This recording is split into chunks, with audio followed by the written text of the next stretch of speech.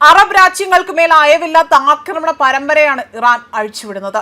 മിസൈലുകളും ഡ്രോണുകളും അത്യാധുനിക മറ്റായുധ സംവിധാനങ്ങളും ഉപയോഗിച്ചുള്ള ആക്രമണം വലിയ രീതിയിലുള്ള ആശങ്കകൾക്ക് വഴിവെക്കുന്നു. ഇന്ന് പുലർച്ചെ കുവൈറ്റിന് നേരെ ശക്തമായ ആക്രമണമായിരുന്നു നടത്തിയിരിക്കുന്നത്. കുവൈറ്റിലെ സുപ്രധാന 2 തുറമുഖങ്ങൾക്ക് നേരെ ഇറാൻ ആകട്ടെ ഡ്രോൺ ആക്രമണം നടത്തി. രാജ്യത്തിന്റെ പ്രധാന വാണിജ്യ കേന്ദ്രമായ ഷുബൈഖ് തുറമുഖവും അവിടെ നിർമ്മാണത്തിലിരിക്കുന്ന മുബാറക് അൽ കബീർ തുറമുഖവുമാണ് ആക്രമിക്കപ്പെട്ടിരിക്കുന്നത്.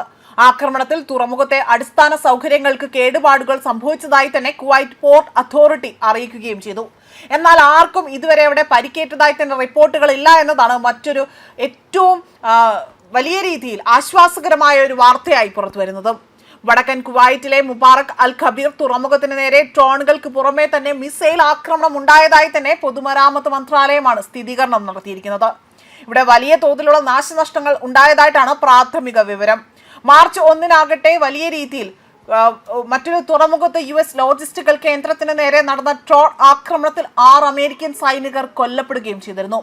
രാജ്യത്തെ വ്യോമ പ്രതിരോധ സംവിധാനങ്ങൾ മിസൈലുകളെയും അതേപോലെ തന്നെ ഡ്രോണുകളെയും പ്രതിരോധിക്കാൻ സജ്ജമാണ് എന്ന് ജനങ്ങൾ, അതായത് ഇതിന് സജ്ജമാണ് എന്നും ഒരിക്കൽ പോലും ജനങ്ങൾ പരിഭ്രാന്തരാകേണ്ടതില്ല എന്നതായിരുന്നു കുവൈറ്റ് സൈനിക വക്താവ് അറിയിച്ചത്. അതേസമയം തുറമുഖങ്ങൾ ലക്ഷ്യം വെച്ചുള്ള ആക്രമണം ആഗോള എണ്ണ വിപണിയെയും വലിയ രീതിയിലാണ് ബാധിച്ചിരിക്കുന്നത്. ക്രൂഡ് ഓയിൽ വില അവിടെ കുതിച്ചുയരുന്ന സാഹചര്യത്തിൽ കുവൈറ്റ് അടക്കമുള്ള അറബ് രാഷ്ട്രങ്ങൾ സാമ്പത്തികമായി തന്നെ കടുത്ത വെല്ലുവിളിയാണ് നേരിടുന്നത്. അതേസമയം ഇപ്പോൾ US-ഉം ഇസ്രായേലും ചേർന്നുകൊണ്ട് നിയമവിരുദ്ധമായ യുദ്ധം തുടരുകയാണ് എന്നും അതിന്റെ ഗുരുതരമായ മനുഷ്യാവകാശ പ്രത്യാഘാതങ്ങൾ ഇറാൻ അനുഭവിക്കേണ്ടി വരും എന്നതാണ് ഇറാന്റെ വിദേശകാര്യമന്ത്രി അബ്ബാസ് അരാഗ്ചി ഇവിടെ ആരോപണം ഉന്നയിക്കുന്നത്. ഇറാൻ, ചൈന, ക്യൂബ എന്നിവർ ചേർന്നുകൊണ്ട് അവിടെ വിളിച്ചു ചേർത്ത ഐക്യരാഷ്ട്രസഭ മനുഷ്യാവകാശ കൗൺസിലിന്റെ അടിയന്തര യോഗത്തിൽ വെർച്വലായി സംസാരിക്കുന്ന വേളയിലാണ് ഇക്കാര്യങ്ങൾ അബ്ബാസ് അരാഗ്ചി വ്യക്തമാക്കിയിരിക്കുന്നത്.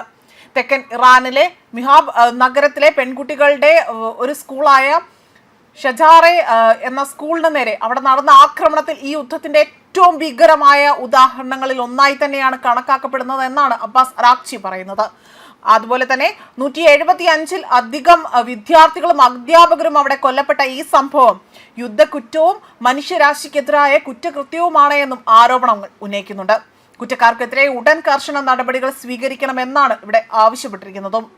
ന്യൂസ് ഡെസ്ക് കർമ്മ ന്യൂസ്.